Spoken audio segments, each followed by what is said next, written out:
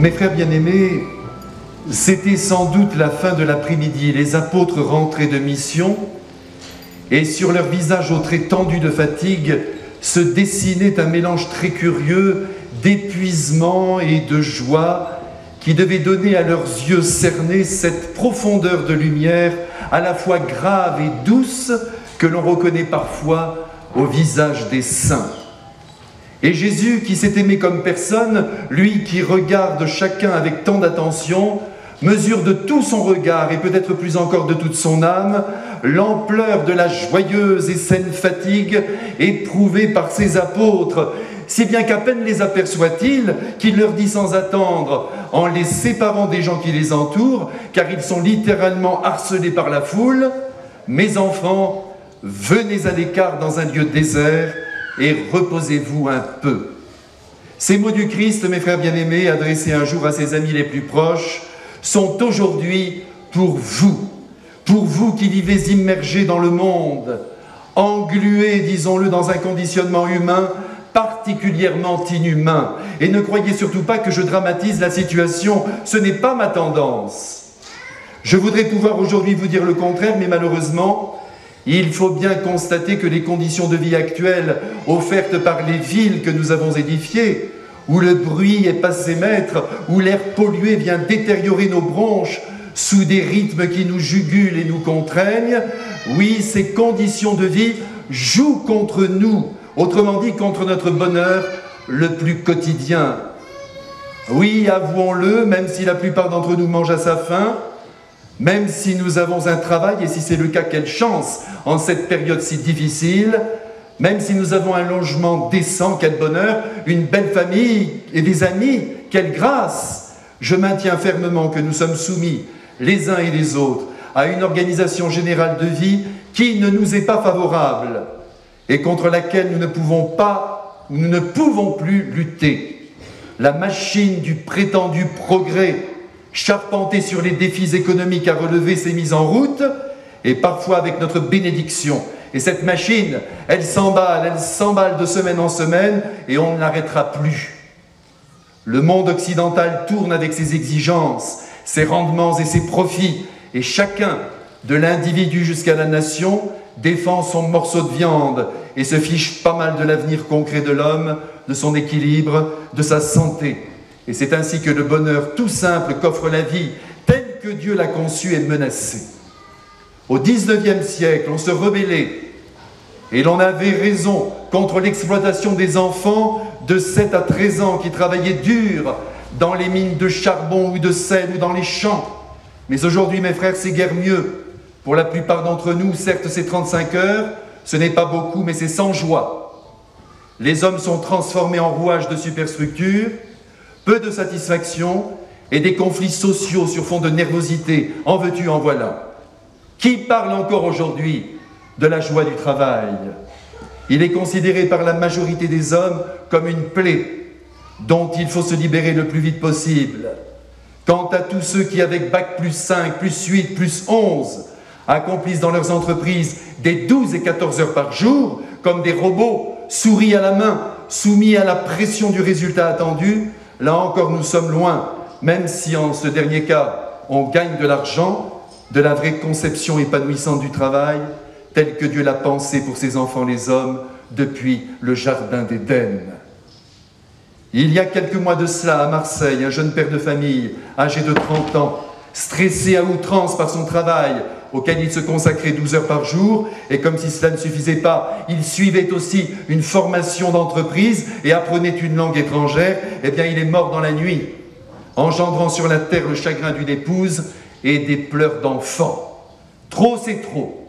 Et c'est pourquoi Jésus, qui vous aime, mes frères, et qui vous veut heureux, longtemps, ici-bas, vous dit à chacun ce matin, « Viens, mon enfant, à l'écart, c'est urgent, dans un endroit désert, et repose-toi un peu. » Mais soyons clairs, mes frères, dans cet appel au repos, Jésus ne fait pas l'apologie de la paresse. D'ailleurs, vous l'aurez noté, il dit « Reposez-vous un peu ». Mais ce peu, mes frères, est nécessaire. Il faut absolument le vivre. Et ce peu dont parle Jésus, c'est peut-être pour vous ces jours de vacances qui viennent de s'ouvrir. C'est là un temps précieux, c'est donc un temps que l'on ne doit pas perdre. C'est avant tout un temps où, en premier lieu, doit s'interrompre le travail avec ses rythmes et ses horaires.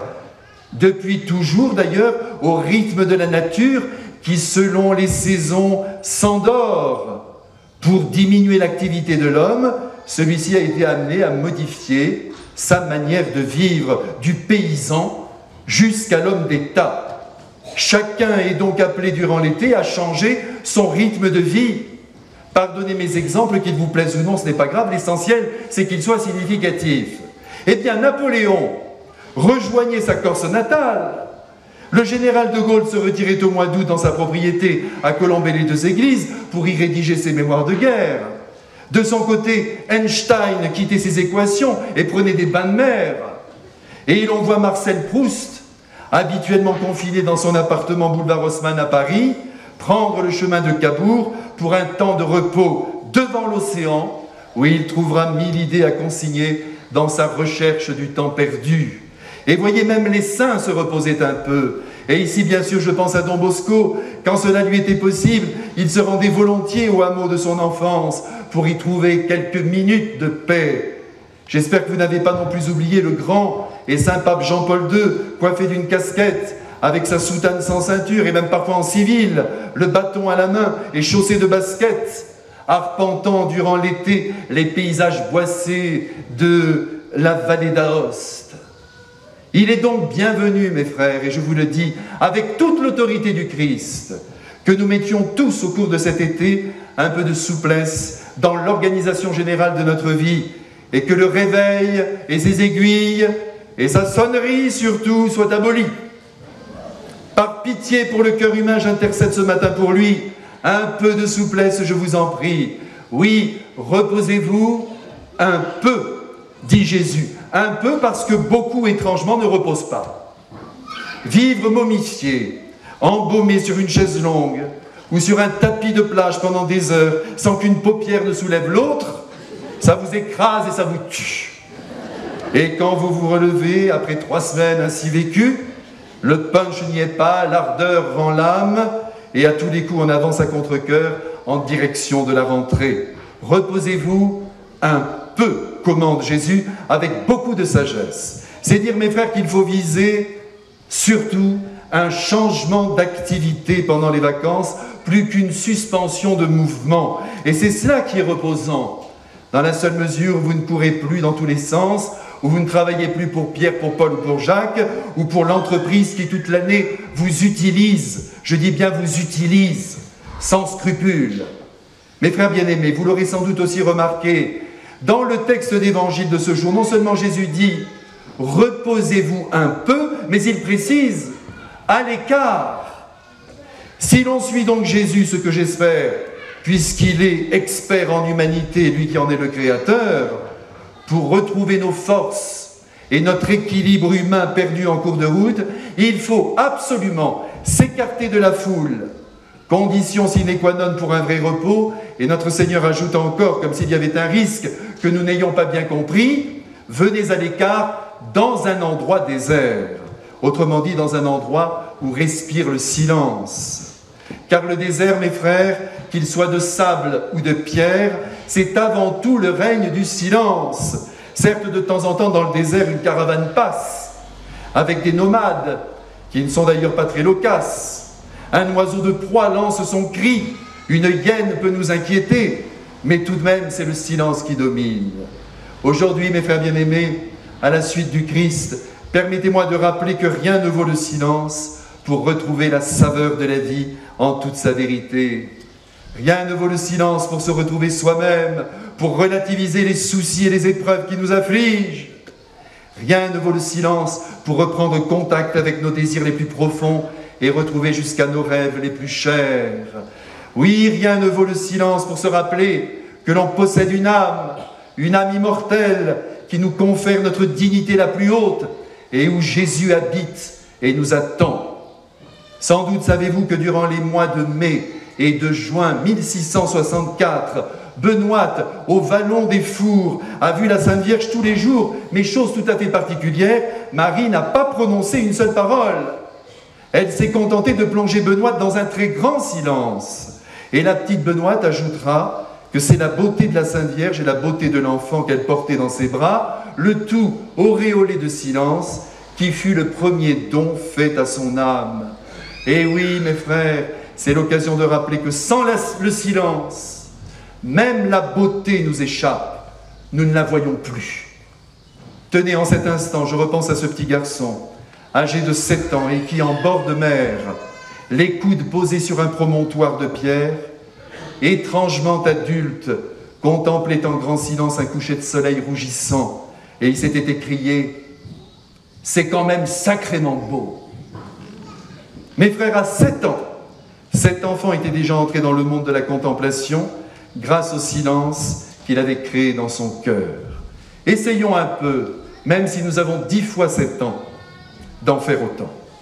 Durant cet été, mes frères, même si l'on aime la mer ou les campings, où s'agglutine en essaim toute la race humaine, même si l'on vient au lot, dans ce sanctuaire où la foule se presse, il faut, parce que le Christ nous le demande impérativement, il faut que nous nous mitonnions quelques moments privilégiés où le cœur et l'intelligence, enveloppés de silence, se reposent et se recréent. Le philosophe Kierkegaard aimait à dire que la première chose à faire dans la vie était de créer du silence et d'aider les autres à faire silence. Et c'est bien ce que Jésus réalise aujourd'hui avec les apôtres lorsqu'il leur demande, sans leur demander leur avis, de venir à l'écart dans un endroit désert pour y trouver le repos. Et oui, mes frères, dans le silence, tout renaît et tout s'apaise. C'est par le silence, et seulement dans le silence, que l'on peut réussir à regarder son époux, son épouse, ses parents âgés d'une manière nouvelle, et que l'on parvient à dépasser tel ou tel trait de caractère, tel ou tel défaut, qui durant l'année nous épuise, mais qui nous apparaît alors tout à fait secondaire. C'est par le silence et seulement dans le silence que l'on se rend compte que son enfant grandit et qu'il a peut-être besoin de nous sentir plus proches, plus attentifs, mais il a fallu s'arrêter pour en prendre conscience. C'est par le silence et seulement dans le silence que l'on comprend où se joue l'essentiel de la vie et que l'on décidera peut-être de repenser tel ou tel choix, de quitter radicalement, que sais-je, un chemin de traverse. C'est encore par le silence et seulement dans le silence que l'on peut parvenir à dépasser ce ressentiment, cette rancœur qui nous ronge peut-être et que nous comprenons qu'un petit supplément d'amour pourrait tout arranger. C'est par le silence et seulement dans le silence que l'on peut découvrir à quoi le Seigneur nous appelle, la voie qu'il faut suivre, parce que justement, toutes les voies se sont tues. C'est ce que disait d'ailleurs très justement le poète Rilke quand il affirmait que c'est à l'heure la plus silencieuse que nous entendons la réponse à nos questions. C'est par le silence, mes frères, et seulement dans le silence que l'on peut paradoxalement voir s'apaiser en nous les grandes douleurs de nos vies, parce que c'est dans le silence et seulement dans le silence que l'on peut s'approcher de Dieu notre Père, de Jésus notre frère, de la très sainte Vierge Marie notre mère, et que l'on peut, réalité inouïe, leur parler doucement à l'oreille, leur confier nos secrets, nos drames, et même, c'est sûr ce que je vous dis là, entendre leur voix rassurante, si le silence est très profond. Mes frères, permettez-moi de vous souhaiter de bonnes vacances à l'écart, c'est entendu, dans des endroits déserts où vous vous reposerez un peu, n'est-ce pas, mais pas trop, et où déjà j'aime à vous imaginer à la fois avec vous-même, dans votre univers intérieur, mais aussi avec les vôtres que vous aimez tant, et avec Dieu notre Père, j'en suis sûr, qui vous redira durant cet été, au creux de votre cœur, combien il vous aime et combien il vous remercie de ne pas faire de bruit. Bonnes vacances à tous.